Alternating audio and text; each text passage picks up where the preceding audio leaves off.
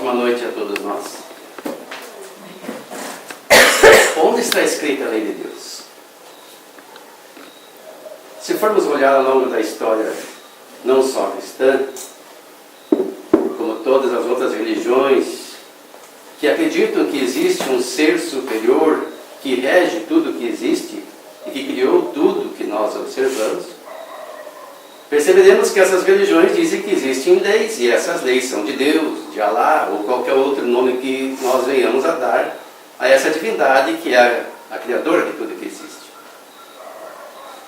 Mas sempre houve um questionamento se Deus criou para nós, como nós entendemos que o Criador é Deus, regras de conduta que se estabelecem em leis.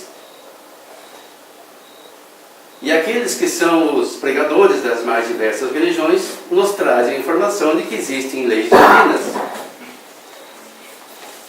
e as expõem ao público que os ouvem, os seguidores das mais diversas doutrinas religiosas.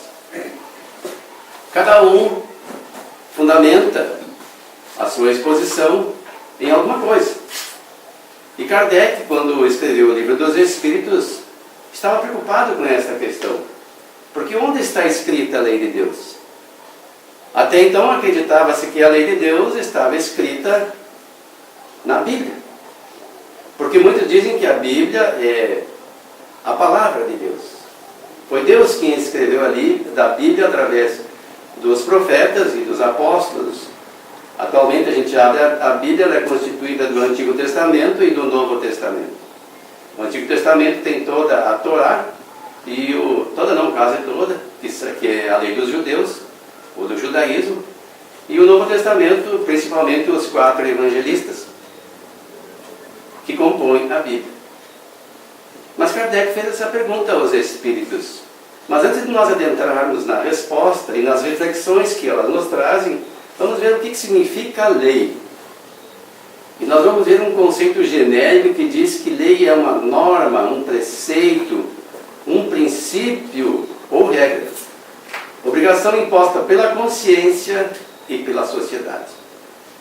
E se nós formos olhar a nossa sociedade brasileira, nós vamos ver que nós temos um conjunto de leis todas embasadas na Constituição, que é a Carta Maior.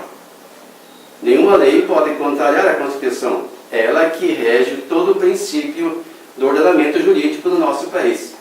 Então temos as leis que regem as questões civis, as questões penais, as questões do trânsito, as questões da tributação, as questões trabalhistas e assim por diante. Mas são leis humanas, criadas pelos homens, imutáveis, conforme a evolução do pensamento e entendimento. Ela vai evoluindo e concedendo aos seus jurisdicionados, aqueles que estão sobre o seu guante, a sua imposição, maiores ou menores direitos, dependendo da situação. Mas existe uma outra lei, que é a lei que está mais para a questão consciencial de cada um de nós, e que não é obrigatória. Essa primeira que eu falei, a lei humana, ela é impositiva, ela é coercitiva, ela é imposta. Nós não temos opção de fazer ou não o que a lei diz. Nós até podemos fazer, mas às escondidas. Se formos descobertos, seremos aprisionados, processados, julgados e, se condenados, ficaremos numa prisão. Mas a lei da consciência não. Ela é embasada na moral de cada um. E a pessoa segue ou não esta lei. Nós temos o livre-arbítrio. O ideal seria que as leis humanas estivessem de acordo com a moral e que nós ouvíssemos a nossa consciência para que a lei tivesse realmente efetividade plena. Porque para aquele que sabe o que é certo e errado, não precisa um fiscal ficar dizendo. Precisaria lá ter um pardal para dizer que em tal lugar não se pode ultrapassar aquela velocidade, porque se põe em risco a vida da pessoa, podendo causar uma lesão ou mesmo a morte do que está dirigindo ou dos pedestres. Precisa? Se nós sabemos, nós temos consciência disso, nós vamos respeitar.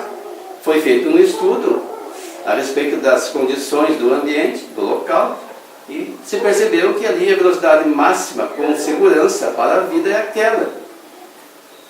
E como é que se faz para que nós sejamos obrigados a respeitar? Impõe-se multas. Então se coloca um radar, ou então pega um radar móvel, e uma vez a pessoa flagrada, ele vai ter que pagar a sua multa. E conforme a pontuação no Brasil, até tem a carteira suspensa. Mas seria preciso isso? Se nós tivéssemos uma consciência plena e nós a observássemos, se nós entendêssemos as razões dessa lei, porque muitos de nós, ao dirigirmos, pensamos que é uma imposição arbitrária, abusiva, alguns dizem que até é extorsiva, e a gente usa frequentemente, diz, não, isso aí é arrecadatório. Sei lá que é. Se nós formos observar, desde que aumentou a fiscalização do trânsito na nossa região, diminuiu bastante os acidentes fatais. Porque as pessoas reduzimos mais a velocidade. A gente viaja hoje e vê pouca gente exagerando. Alguns mais aventureiros e que talvez tenham uma carteira mais abonada, que não estão muito preocupados com pontuação também, ainda se aventura. Eu já faz algum tempo que procuro andar sempre no limite. Tem até um GPS lá que ele me diz a velocidade que eu ando, real, e eu me baseio por ele. Eventualmente, para passar um caminhão, eu passo um pouco, mas já volto para o normal. E se nós fizéssemos assim a vida inteira, teríamos mais segurança. Do ponto de vista filosófico, é o princípio que deve guiar a ação humana com o fim de dotá-la de caráter moral. Desse ponto de vista filosófico, ela não é coercitiva, ela é pessoal, é social. A sociedade nos cobra quando nós infringimos as regras morais, desde que a sociedade tenha uma regra moral condizente com a ética. Porque moral é uma coisa, a ética é outra. A moral é regional, é temporal. Uma mesma moral que vale para o Brasil não vale para outros países. Nós estamos agora em época de Copa do Mundo. E qual é a nossa moral, por exemplo, numa competição? Vale tudo? Vale o jeitinho brasileiro? Simular faltas para que o adversário seja penalizado e eu consiga conquistar a vitória? Nós adotamos essa moral? Nós aplaudimos aqueles que assim procedem? Ou nós gostaríamos que fosse diferente? Que vencesse realmente aquele que tem mais competência, que está melhor preparado? Começa por aí, nas pequenas coisas. Existem as regras do futebol, que também são leis do futebol, que estabelecem. Nós não vamos entrar no mérito dessa questão, que vamos nos prolongar muito. Isso que eu falei antes está no novo dicionário do Aurélio da língua portuguesa. E tudo isso nesse site que está embaixo ali mencionado, não vou ler, apenas é da febnet.org.br. Prosseguindo, aí segundo um estudo espírita pelo espírito João de Ângeles, da psicografia do Divaldo, que diz: qualquer diretriz ou norma estabelecida no seio de uma comunidade constitui intrinsecamente a lei. Bom, posto isto, nós vamos ver lá as questões que nós falamos antes a respeito do questionamento de Kardec. Lá em O Livro dos Espíritos, na questão 619, ele já indagava, quando falava do conhecimento da lei natural. A todos os homens facultou Deus os meios de conhecer sua lei?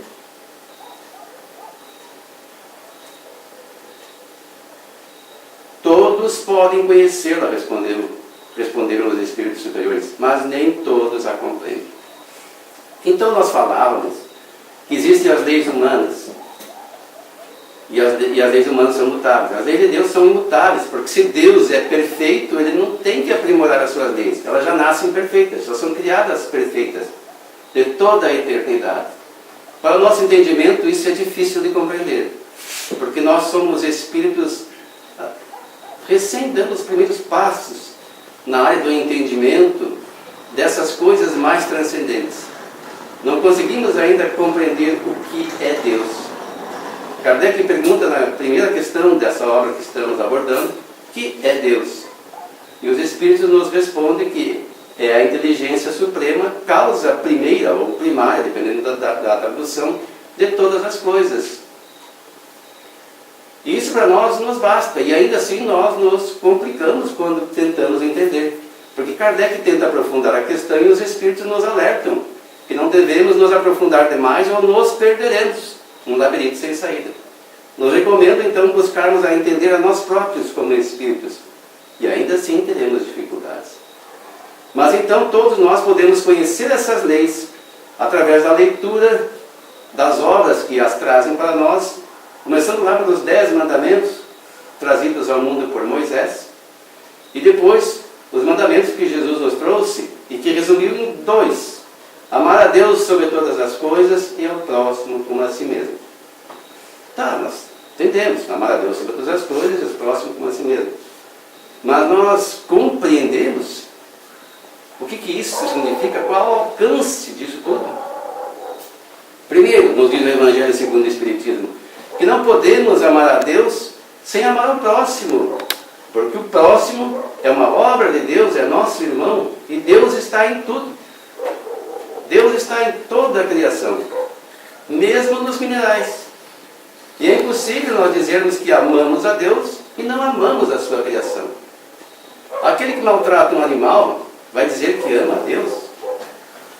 Ele então não entendeu a proposta de Jesus. E prossegue: os homens de bem e os que se decidem a investigá-la são os que melhor a compreendem. Como assim investigá-la?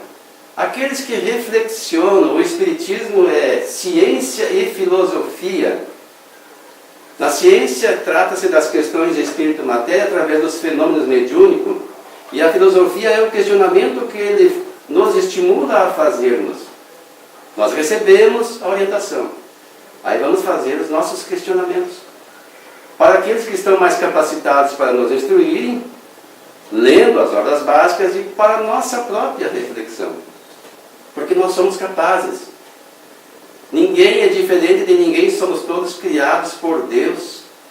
O que tem de diferença na capacidade de compreensão de um e do outro é que aquele espírito que melhor compreende, ou ele é mais antigo, ou se esforçou mais, dedica-se mais à reflexão. E se nós não vivermos assim como os animais vivem, apenas um dia de cada vez, para comer, para dormir, para se reproduzir, para gozar o que o mundo nos oferece, dedicarmos algum tempo para a reflexão, nós vamos ver que nós somos capazes também de adquirirmos um entendimento maior. Tudo é exercício. Não podemos querer que as coisas nos venham prontas, porque muitas pessoas nos abordam e querem aprender o Espiritismo numa conversa de 5, 10 minutos. O Espiritismo é uma ciência para estudar a vida inteira, para dar os primeiros passos e continuarmos nas próximas encarnações. Todos, entretanto, a compreenderão um dia, porque forçoso é que o progresso se efetue. Mas que dia é este? Se formos apressados no entendimento, vamos pensar que todos a compreenderão nesta encarnação. Não, um dia é um dia do infinito do tempo. Nós podemos aproximar esse entendimento ou podemos retardá-lo. Se nós nos acomodarmos com o que sabemos e não quisermos mais estudar, não quisermos nem reflexionar. Porque tem gente que acha que reflexionar muito complica, dá um nó na cabeça. E alguns até não querem saber muito para não se responsabilizarem pelos seus atos. Acredito que na ignorância serão perdoados quando errarem. Acontece que a lei de causa e efeito é para todo mundo. Ela é proporcional, claro, ao entendimento. Mas se eu não sei que o fogo queima e botar a mão no fogo, vou me queimar. Não é porque eu ignoro que o fogo queima que eu vou deixar de me queimar. Então existem os fenômenos da natureza que nos afetam. Se eu viver num estado de ansiedade muito prolongado, eu vou gerar doenças para mim mesmo. Redundarão em doenças físicas, mesmo um câncer. E nós devemos aprender isso aí. Porque aí nós teremos condições de analisarmos como nos sentimos após determinadas emoções que experimentamos ou que alimentamos. E trabalhar para alimentar mais essas emoções se o que sentimos é bom, ou modificá-las se o que sentimos é mau. Que efeito tem no meu organismo? Que efeito tem no meu estado emocional certos comportamentos que eu faço? Então, nesse dia, nós começaremos a compreender melhor as leis de Deus. Nós estamos usando as imagens aí, que nós tiramos umas fotografias, vamos citar, lá no Jardim das Esculturas, em São João dos Melos, interior de Júlio de Castilhos. Tem lá um escultor que há alguns anos faz umas obras e ele se dedica muito à consciência. Então eu achei muito interessante algumas coisas que ele faz. Mas prosseguindo, a justiça das diversas encarnações do homem é uma consequência deste princípio, pois que em cada nova existência sua inteligência se acha mais desenvolvida e ele compreende o melhor o que é bem e o que é mal. Vamos analisar a justiça das diversas encarnações. Porque nós não seríamos capazes de aprendermos a amplitude das leis de Deus do berço ao túmulo de uma única encarnação. Não teríamos tempo para isso. E alguns cometem o ledo engano de achar que a vida na carne é uma só. Morrendo nós vamos para o paraíso ou para o inferno. Se fosse assim, estaríamos todos perdidos. Porque para ir para o paraíso, que na verdade não é um lugar delimitado, mas é um estado de consciência, nós teríamos que ser maiores do que João Batista, segundo as próprias palavras de Cristo. Porque ele diz que o menor do reino dos céus é maior do que João Batista. Então começa por aí um chamamento para que nós nos analisemos, reflexionemos. Somos nós maiores que João Batista? Se somos, então vamos para o chamado reino dos céus. Se não, alguma coisa está errada no entendimento. É preciso modificar o modo de pensar. Se numa só existência tudo lhe devesse ficar ultimado, ou seja, decidido, qual seria a sorte de tantos milhões de seres que morrem todos os dias no embrutecimento da selvageria ou nas trevas da ignorância sem que deles tenha dependido se instruir? O que isso quer dizer? Tem pessoas que nunca tiveram acesso a um livro de qualquer doutrina religiosa, vivem lá na selva, outros vivem tentando sobreviver nas periferias das grandes cidades, são cooptados pelo tráfico, induzidos a cometer crimes para sobreviver, e a sua vida parece que é toda desperdiçada. Qual o destino dessas pessoas? Outros vivem em regiões inóspitas do globo, sem muito contato com a civilização, e alguns até não querem contato com a civilização. Será que morrendo eles estariam condenados? Não teriam condições de viver no chamado paraíso? Só a reencarnação é que explica essas questões. E na questão 620, antes de se unir ao corpo, a alma compreende melhor a lei de Deus do que depois de encarnada? Quando Kardec faz essa pergunta, compreende-se já que ele já tinha aceitado plenamente a ideia da reencarnação. Ou seja, nós não nascemos pela primeira vez na carne. Nós estamos aqui de novo. E antes de vir para cá, nós estávamos no estado que é natural para nós todos, de espírito desencarnado. Então ele pergunta se antes de nós, inteligência, consciência, nos unirmos a um corpo físico, nós compreendemos melhor a lei de Deus. Porque lá nós temos contato com todas as espécies de espírito, nós podemos escolher o ambiente que quisermos transitar, claro que é por preferência vibracional. Porque se nós nos desencarnarmos perturbados, não teremos condições de adentrar um ambiente onde espíritos equilibrados estejam. Mas uma vez equilibrados razoavelmente, nós podemos transitar em ambientes mais agradáveis e até mesmo em trabalho, ir para regiões de maior sofrimento, de padrão vibratório mais baixo. E conversar tanto com uns quanto com os outros e aprender. Quem lê as obras de André Luiz vê que ele faz muitos estudos nas suas incursões, nas regiões de sofrimento, ao mesmo tempo em que questiona com aqueles que o auxiliam lá na colônia espiritual ao nosso lar. E traz tudo isso para nós nas obras psicografadas por Francisco Cândido Xavier. Então recomendo que as pessoas leiam, podem começar, e é o que todo mundo faz, ou pelo menos fazemos, pelo nosso lar. Depois tem várias outras obras muito interessantes para nós analisarmos. A propósito, aqui tem uma foto do filme que retrata o nosso lar. Eu nem tinha visto, foi coincidência. Resposta: compreende-a de acordo com o grau de perfeição que tem atingido e dela guarda a intuição quando unida ao corpo.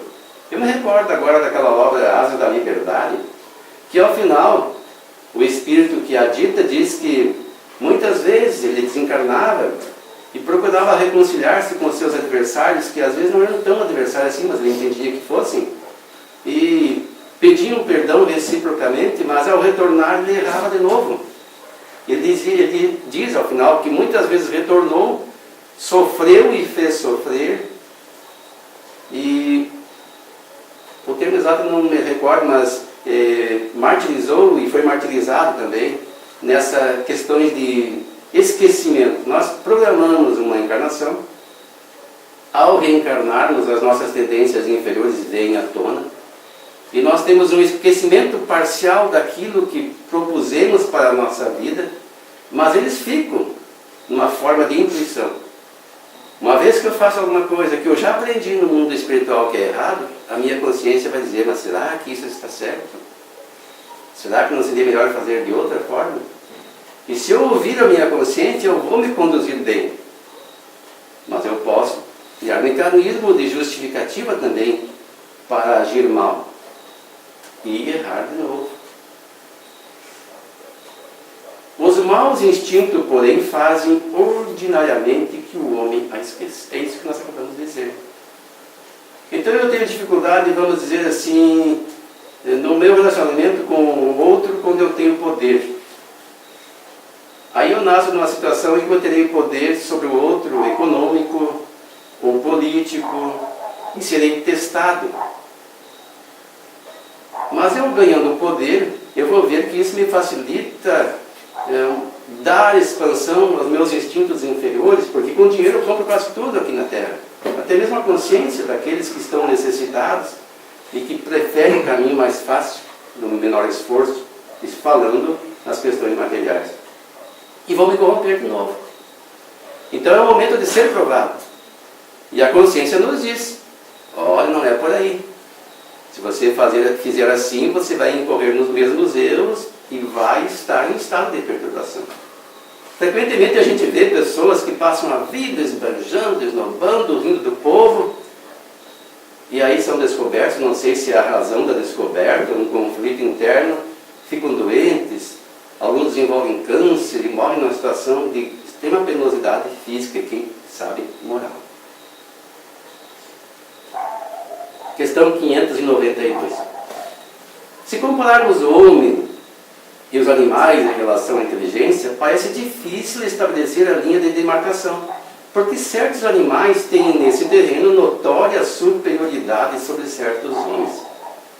Essa linha de demarcação pode ser estabelecida de maneira precisa? Nós botamos umas imagens até condizentes com o questionamento aí. Sobre esses assuntos, os nossos filósofos não estão muito de acordo. Uns querem que o homem seja um animal, e outros que o animal seja um homem. Estão todos errados. O homem é um ser à parte, que desce, às vezes, muito baixo, ou pode elevar-se muito alto. A história está aí, nos mostrando quantas pessoas às vezes descem tanto moralmente para satisfazer os seus instintos inferiores, se complicam diante da própria consciência, criam dramas por diversas encarnações que terão que espiar, reparar, quando possível, enquanto que outros ascendem de uma maneira esplendorosa. Temos Gandhi, Francisco de Assis, Maria Teresa, Irmã Dulce, Chico Xavier, que transitaram pela Terra e que nos dão bons exemplos. No físico, o homem é como os animais e menos bem provido que muitos dentre eles. A natureza lhes deu tudo aquilo que o homem é obrigado a inventar com a sua inteligência para prover as suas necessidades e a sua conservação. Se nós formos olhar, os animais tem uns que nascem e já tem que correr dos predadores. E nós, os humanos, ficamos 2, 3 anos na dependência dos pais nos levantar e nos socorrer, e vamos às vezes 20, 30 anos para desmamar. Antigamente, com 18 anos, a gente já era independente. Hoje em dia tem gente com 30 que ainda depende dos pais. É incrível. É uma geração diferente. Mas então nós somos muito fragilizados, mas temos a inteligência que é a diferença. Porque se formos analisar fisicamente, é surpreendente como é que a espécie humana sobrepuja as demais espécies. Pela inteligência. Vários animais nos superam em força, em velocidade. Seu corpo se destrói como o dos animais, ou seja, o nosso corpo se destrói como o dos animais, porque nós somos animais também. A diferença é que somos racionais, segundo a ciência, né? Isto é certo, mas o seu espírito tem um destino que só ele pode compreender, porque só ele é completamente livre. Ou seja, só nós, os humanos, somos completamente livres. Como assim? Os animais não são livres? Eles seguem um instinto. Eles não têm muita liberdade de escolha. Um passarinho de uma determinada espécie constrói o seu ninho como os seus ancestrais, como os seus filhos vão construir. Ele não inventa novas fórmulas para construir o seu ninho. Os humanos não. Os humanos começamos lá utilizando as cavernas naturais e fomos evoluindo.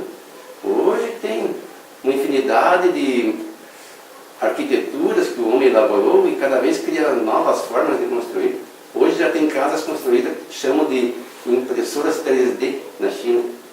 São máquinas grandes que moldam uma casa em pouco tempo, guiada por um computador. Então nós estamos sempre evoluindo. E nós somos livres porque nós temos a capacidade de escolher. Desde que desenvolvemos o pensamento contínuo e nos apossamos do livre-arbítrio, diante de duas decisões possíveis, nós somos capazes de escolher uma. Então nós somos livres nesse sentido. Pobres homens que vos rebaixais mais do que os brutos, não sabeis distinguir-vos deles? Reconhecei o homem pela faculdade de pensar em Deus. Segundo a resposta dos espíritos animais, não pensam em Deus. Porque para pensar nós temos que ter um pensamento contínuo. Tem alguns animais que desenvolvem pensamentos fragmentários ainda. Quem tem animais de estimação em casa percebe que eles têm personalidade, têm diferença de um para o outro. Tem uns que são até vingativos, outros são ciumentos. Uns são carinhosos, outros são meio assim que nobres, não são muito de... Nós temos dois gatos bem diferentes, né? Tem um que troca ele se abaixa, não quer ser trocado. E o outro vem se esfregar da gente, procura. E é o que estimula um tanto quanto o outro. Então eles têm as suas diferenciações, mas eles, acreditamos nós, não pensam no Criador. Eles vivem o dia a dia instintivamente. Tem um princípio inteligente que está em desenvolvimento. E ao longo dos milhões de anos, chegará um momento em que desenvolverão esses princípios inteligentes, o pensamento contínuo e a inteligência. Então poderão animar as primeiras formas em planetas primitivos da humanidade, como espíritos, como nós fizemos na nossa trajetória evolutiva. E por isso hoje nós, embora na Terra seja um mundo de uma fase determinada, que por enquanto é de provas e expiações, temos as diferenciações. Tem uns que têm uma extrema dificuldade de entender os rudimentos do pensamento humano, nas artes, na cultura, na ciência, na matemática, na física, etc. E outros uma extrema facilidade. Vejam bem que dentro de um próprio planeta, em que estamos dentro de um grupo limitado, existe uma vasta diferenciação de conhecimentos e de capacidades, em razão desse progresso feito, que não foi feito numa só encarnação. Porque nós olhamos uma família com 2 ou mais filhos, vamos ver que todos têm a mesma educação, os mesmos pais, as mesmas oportunidades, mas têm capacidades diferentes.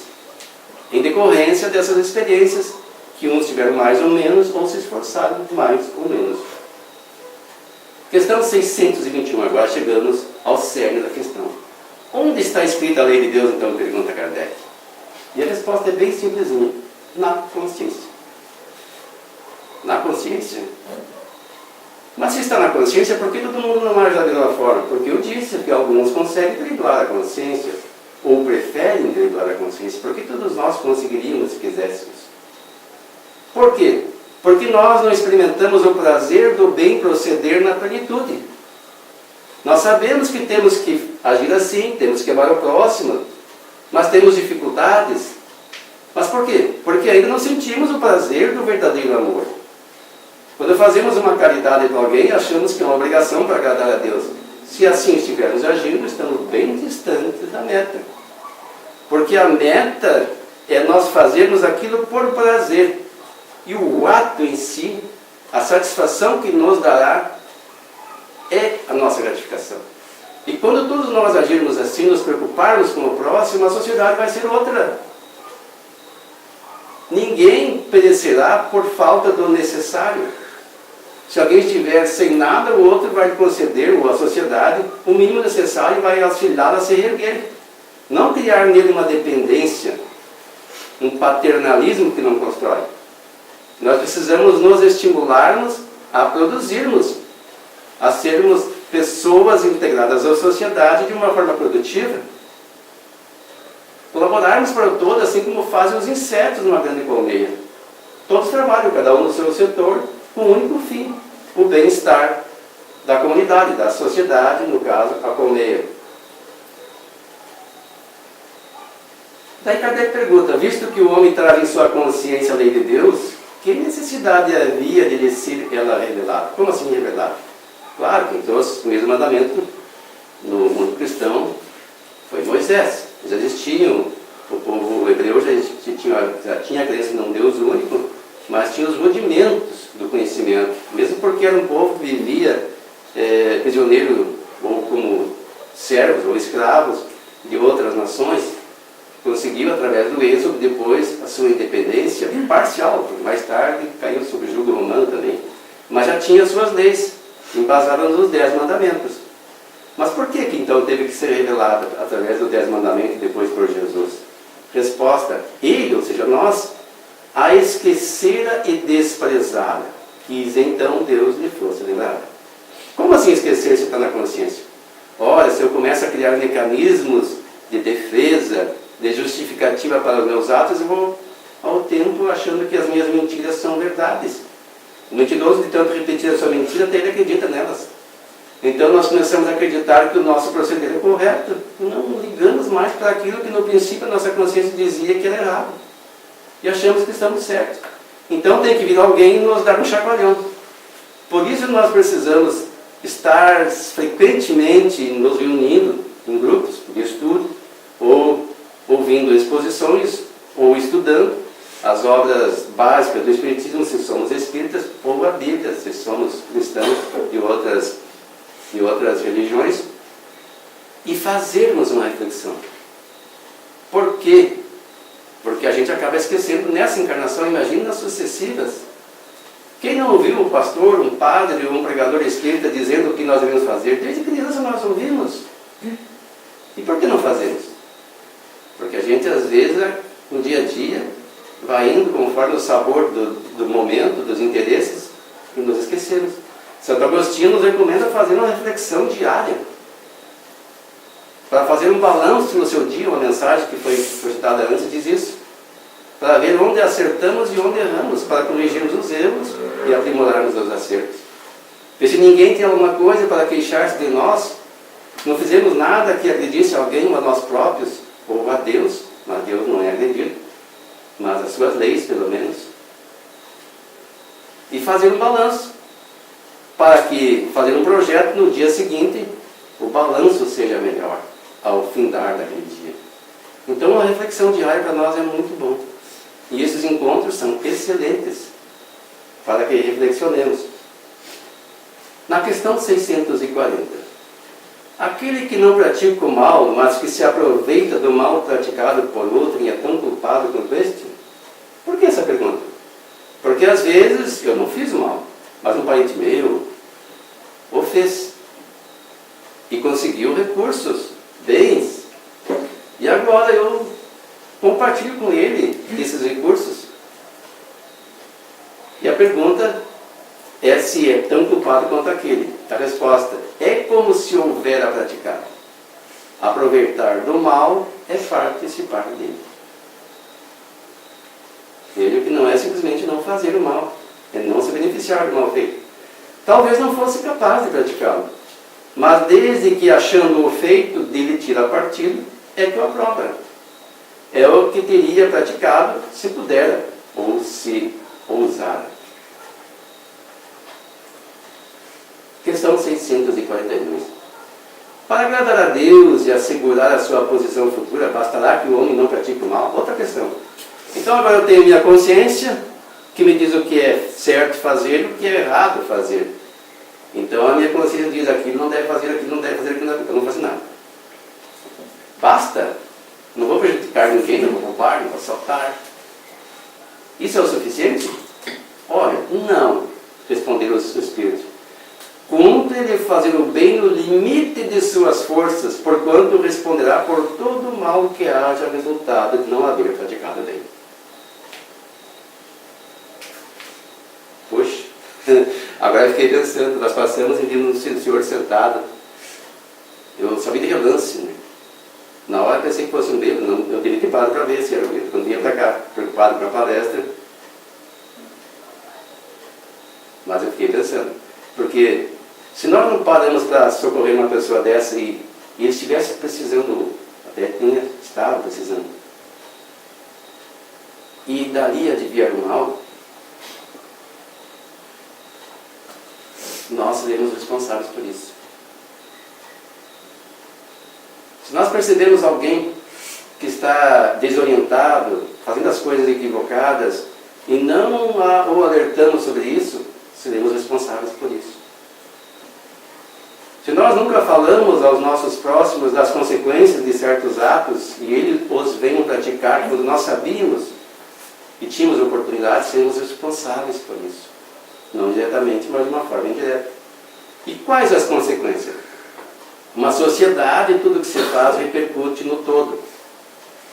Se nós não nos preocuparmos com aqueles que estão desorientados, sem a devida educação, mais tarde nós sofreremos o que já estamos sofrendo. A insegurança, a incerteza, nós temos medo de andar na rua, a instabilidade, aqueles que ascendem o poder porque não aprenderam como proceder corretamente, se prevalece da situação, da força que tem, e usurpam os bens públicos, gerando mais sofrimento à sociedade. Tudo isso é decorrente da falta de educação, que pelo menos isso nós podemos dar. Mas acima de tudo o exemplo. E sempre que formos chamados pela consciência a proceder bem, procedamos bem. Não percamos a oportunidade. Se estivermos rodando na rodovia e encontrarmos alguma coisa que conseguimos desviar e que pode causar acidente a alguém, paremos e retiremos aquele objeto. Mas geralmente na nossa pressa nós pensamos, a polícia rodoviária, alguém vai parar. E alguém pode se acidentar. Claro, nós falávamos antes aqui com o Luciano, que nós devemos ser precavidos, porque muitas vezes tem objetos colocados em lugares ermos, que são justamente para que nós paremos e sejamos assaltados. Então, se houver essa possibilidade e esse receio, liguemos para a polícia rodoviária, avisando que eles tomarão providência. Então, que nós possamos fazer uma análise da nossa consciência, através daquela reflexão sugerida por Santo Agostinho. Ao findar de cada dia, fazer um balanço das nossas ações. Assim como nós agora falando, fazemos um balanço das ações recentes, para avaliarmos se procedemos bem ou deixamos de proceder bem. E ao depararmos com as falhas, fazermos um propósito de não mais falharmos no mesmo sentido. E ao depararmos com alguma ação que tenhamos feito, que percebamos que tenha sido boa, trazido benefício a alguém, à sociedade ou a nós mesmos, sem prejudicar os demais, nos esforçarmos para repetir estas ações. E assim fazendo aos poucos, com certeza nós vamos entender melhor a lei de Deus, que é toda de amor e de caridade.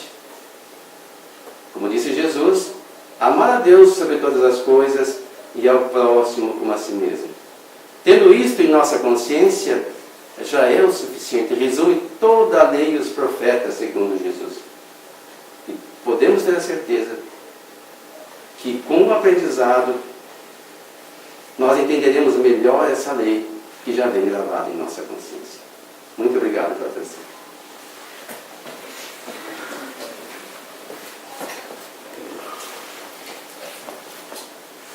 Então, nós agradecemos ao Wilson por toda essa explicação, né, todas essas palavras tão claras, tão precisas sobre esse ensinamento. Que Deus abençoe, que continue cada vez estudando mais para nos trazer esses ensinamentos. Obrigada, Deus. Então, irmãos, vamos agradecer a Deus por esse momento finais com a prece do anjo Ismael. Glória a Deus nas alturas, paz aos homens da terra. Jesus, bom e amado Mestre, sustenta os teus humildes irmãos pecadores nas lutas deste mundo. Anjo bendito do Senhor, abre para nós os teus compassivos braços. Abriga-nos do mal, levanta os nossos espíritos à majestade do teu reino e infunde em todos os nossos sentidos a luz do teu imenso amor. Jesus, pelo teu sublime sacrifício, pelos teus martírios na cruz, dá a esses que se acham ligados ao pesado fardo da matéria orientação perfeita do caminho da virtude, o único pelo qual podemos te encontrar. Jesus, paz a eles, misericórdia aos nossos inimigos, e recebe em teu seio bendito a prece dos últimos dos teus servos. Bendita estrela, farol das imortais falanges, purifica-nos com teus raios divinos, lava-nos de todas as culpas, atrai-nos para junto do teu seio, santuário bendito de todos os amores. Se o mundo com seus erros, paixões e ódios alastra o caminho de espinhos, escurecendo o nosso horizonte com as trevas do pecado, rebrilha mais com a tua misericórdia, para que seguros e apoiados no teu Evangelho, possamos trilhar e vencer as escabrosidades do carreiro e chegar às moradas do teu reino. Amiga estrela, farol dos pecadores e dos justos, abre o teu seio divino e recebe a nossa súplica pela humanidade inteira. Assim, agradecidos a Deus, a Jesus, aos nossos mentores, neste momento nós então concluímos a atividade desta casa, pedindo mais uma vez proteção a todos os presentes, encarnados e desencarnados. E também, Jesus, a toda esta comunidade, a toda a nossa cidade, nosso planeta, a humanidade inteira. Que assim seja. Obrigada, Senhor. Então, uma boa noite aos irmãos.